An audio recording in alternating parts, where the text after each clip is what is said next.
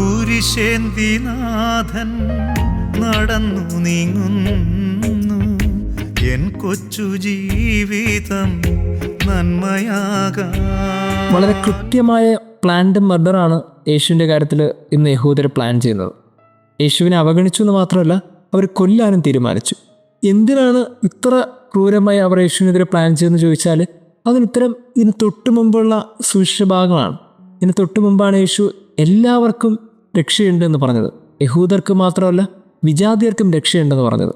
ഇത് കേൾക്കുമ്പോൾ അവർക്ക് അത്ര സിംപ്ലിഫൈ ചെയ്ത് ആ വാക്കിനെ കാണാൻ പറ്റില്ലല്ലോ. കാര്യം അവർ ശത്രുക്കളെ പോലെയാണ് വിജാതിയരെ കണ്ടിരുന്നത്. വിജാതിയരും യഹൂദരും ഈക്വലാണെന്ന് പറഞ്ഞാൽ പിന്നീട് അവർക്ക് ഒട്ടും സഹിക്കില്ല. അതുകൊണ്ട് അവർ യേശുവിനെ കൊല്ലാൻ തീരുമാനിച്ചു. പ്ലാൻ ചെയ്ത് അവർ യേശുവിനെ അവഗണിച്ചു എന്ന് മാത്രമല്ല, അവർ വകവരുത്താൻ തീരുമാനിച്ചു. ഇത് ആദ്യമായിട്ടൊന്നുമല്ല, ഇതിനു മുമ്പ് അവരത് ചെയ്തിട്ടുണ്ട്.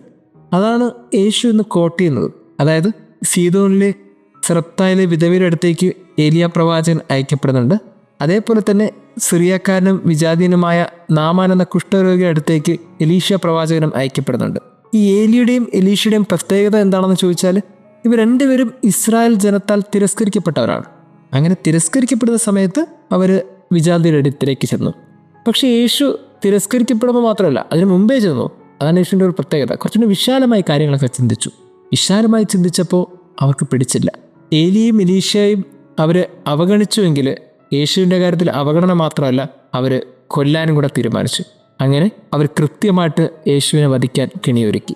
അതാണ് ഇന്നത്തെ ഗോസ്പലിൽ നമ്മൾ കാണുന്നത്. പ്രിയമുള്ളവരെ, നമ്മൾ ചിന്തിക്കേണ്ട ഒരു കാര്യം, ജീവിതത്തിൽ മരണത്തിൻ്റെ വക്കോളം ക്രിസ്തു എത്തി എന്നുള്ളതാണ് അവൻ്റെ ഏറ്റവും വലിയൊരു വേദന. വളരെ കൃത്യമായിട്ട് അവൻ്റെ വഴികളിൽ അവർ കാത്തിരുന്നു അവനെ കൊല്ലാനായിട്ട്. അങ്ങനെ അവനെ പിടിച്ചുകൊണ്ടുപോയി അവനെ കൊല്ലാനുള്ളൊരു സാഹചര്യത്തിലെത്തുമ്പോൾ ക്രിസ്തു അവിടെ നിന്ന് വളരെ കൃത്യമായിട്ട് പിന്മാറി എന്നൊക്കെ പറഞ്ഞാൽ അവൻ വളരെ വിവേകത്തോടെ അവിടെ നിന്ന് മാറിപ്പോയി എന്നുള്ളതാണ് സത്യാവസ്ഥ. എത്ര മാനസിക സംഘർഷത്തിലൂടെയും ക്രിസ്തു കടന്നുപോയത്.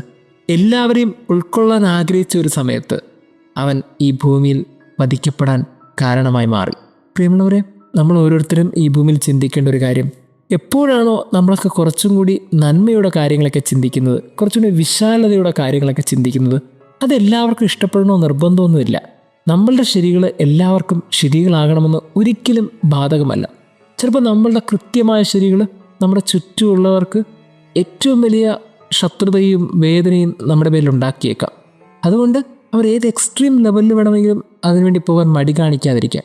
പക്ഷേ നമ്മളെപ്പോഴും ചിന്തിക്കേണ്ട ഒരു കാര്യം, നമ്മളുടെ ശരികൾ അത് ദൈവത്തിന് ചേർന്നതും മനുഷ്യന് ചേർന്നതുമാണെങ്കിൽ ആ നിലപാടോട് അവസാനം വരെ പിടിച്ചു നിൽക്കുക എന്നുള്ളതാണ് ഏറ്റവും പ്രധാനപ്പെട്ട കാര്യം. യേശുവിനൊരു പ്രത്യേകത ആയിരുന്നു. യേശുവിന് നിലപാടുണ്ടായിരുന്നു. ആ നിലപാട് പിതാവിൻ്റെ ഹിതവും മനുഷ്യരുടെ നന്മയ്ക്കുമായിരുന്നു. അതുകൊണ്ട് അവൻ അവസാനം വരെ ആ നിലപാടിൽ നിന്നു. മരിക്കേണ്ടി വന്നാലും പിന്മാറാതെ ക്രിസ്തു മുന്നോട്ട് തന്നെ ആ നിലപാടുമായി നടന്നുപോയി. അവൻ്റെ ഹൃദയവിശാലത അവനെ വധിക്കാൻ കാരണമാക്കി മാറ്റി. പ്രിയമുള്ളവരെ, നമ്മളുടെയൊക്കെ ചില നിലപാടുകളൊക്കെ ചിലപ്പോൾ മനുഷ്യർ നമ്മളെ വകവരുത്താൻ പോലും കാരണമായേക്കാം. പക്ഷേ എന്തുമാത്രം ക്രിസ്തു ദൈവത്തിൻ്റെ ഹിതത്തിനൊത്ത ശരികളോട് നമ്മൾ മുന്നോട്ട് പോകുന്നോ അപ്പോഴൊക്കെ നമ്മൾ ഓർക്കേണ്ട ഒരു കാര്യം, നമ്മുടെ ദൈവവും ഇതുപോലെ നടന്നു പോയിട്ടുണ്ട്. അവനും ഗൂഢാലോചനയിൽ വധിക്കപ്പെടാൻ ശ്രമം നടത്തപ്പെട്ടിട്ടുണ്ട്. അങ്ങനെ നമ്മളും അവനെപ്പോലൊരു വേദനയിലൂടെ കടന്നു പോകുന്നുണ്ട്. അങ്ങനെ നടന്നു പോകുന്ന ഓരോരുത്തരുടെയും പ്രത്യേകത, അവർ ക്രിസ്തുവിൽ നിന്ന് അകലെയല്ല, അടുത്താണ്. ദൈവം നമ്മെ അനുഗ്രഹിക്കട്ടെ. ചങ്കിലെ ചോര തന്ന് ചങ്കോടു ചേർത്തു നാഥൻ, ചങ്കിലെ ചോര തന്ന് ചങ്കോടു ചേർത്തു നാഥൻ, നെഞ്ചകക്കൂട്ടിൽ നിന്നാവോളം സ്നേഹമേകി, ആരോടും പറയാത്തൻ വേദനകൾ അവനങ്ങേറ്റെടുത്തു. തൻ ക്രൂശതിൽ അവനങ്ങേറ്റെടുത്തു. ക്രൂശിതാ നീയൻ രക്ഷയല്ലോ, നിൻ ക്രൂശതോ എന്റെ ഭാഗ്യമല്ലോ. ക്രൂശിതാ നീയൻ രക്ഷയല്ലോ,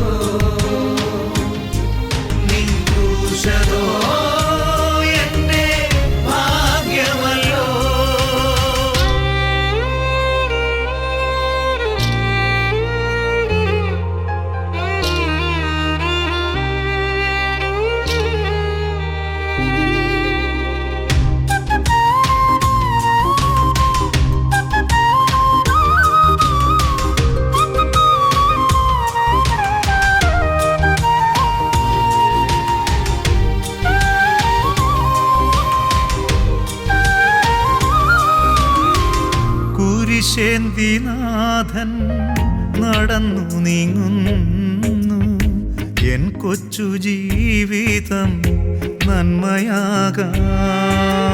കുരിശേന്തിനാഥൻ നടന്നു നീങ്ങുന്നു എൻ കൊച്ചു ജീവിതം നന്മയാകാൻ.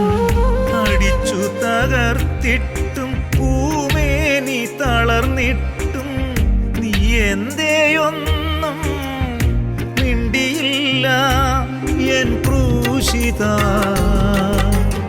അറിയുന്നു നിൻ ദിവ്യ സ്നേഹം, സ്വർഗീയ രഹസ്യത്തിൻ വെളിപാടുകൾ. ക്രൂശിത നീ എൻ രക്ഷയല്ലോ, നിൻ ക്രൂശതോ എന്റെ ഭാഗ്യമല്ലോ.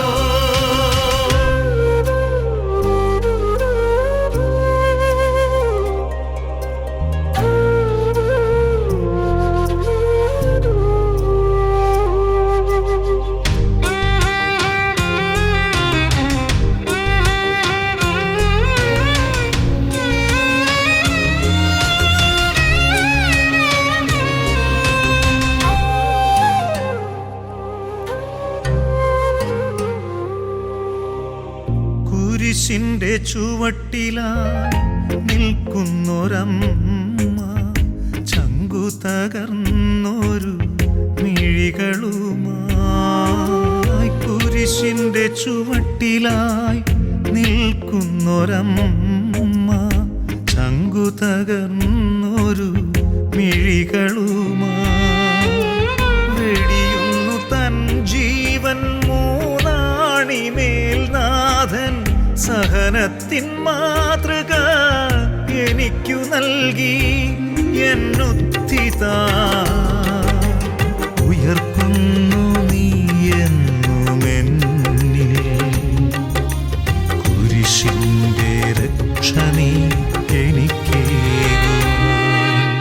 ചങ്കിലെ ചോര തന്ന് ചങ്കോടു ചേർത്തു നാഥൻ, നെഞ്ചകക്കൂട്ടിൽ നിന്നോളം സ്നേഹമേകി.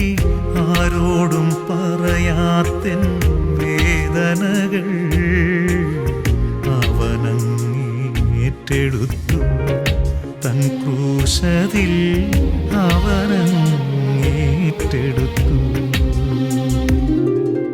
ക്രൂശിത നീ എൻ രക്ഷയല്ലോ, നിൻ ക്രൂശതോ എന്റെ ഭാഗ്യമല്ലോ. ക്രൂശിത നീ എൻ രക്ഷയല്ലോ, നിൻ ക്രൂശതോ എന്റെ ഭാഗ്യമല്ലോ.